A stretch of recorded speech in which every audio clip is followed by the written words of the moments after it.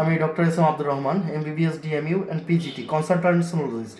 তো আজকে আমি একটা কেস পালাম, সেটা হচ্ছে ওনার এই যে তলপেটে ব্যথা আছে, এখানে একটু দেখান আমার এটা তার ইউরিনারি ব্লাডারে এই যে আর একটা অল তৈরি হয়েছে এখানে, মানে ক্রনিক সিস্টাইটিসের পেশেন্ট। কিন্তু তার আবার কিডনিতে পানি জমেছে। আমি দেখলাম যে দুইটা কিডনিতে হাইড্রোনেফ্রোসিস আছে, বাম কিডনিতে একটু কম, ডান কিডনিতে একটু বেশি।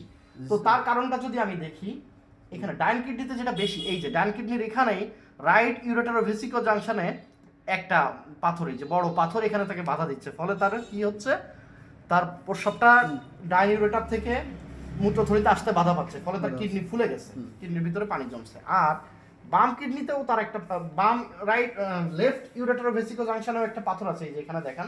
কিন্তু সেইটা তুলনামূলকভাবে ছোট, যে কারণে লেফট কিডনির হাইড্রোনেফ্রোসিসটা একটু কম।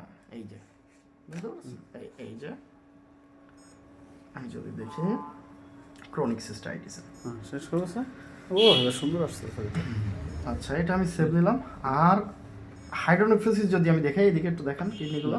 এই যে তার রাইট কিডনি পুরো এই যে পানি দিয়ে ফুলে গেছে, ডান কিডনিটা। আর বাম কিডনিটার ভিতরেও একটু পানি জমছে, কিন্তু সেটা কম, কম্পারেটিভলি একটু কম।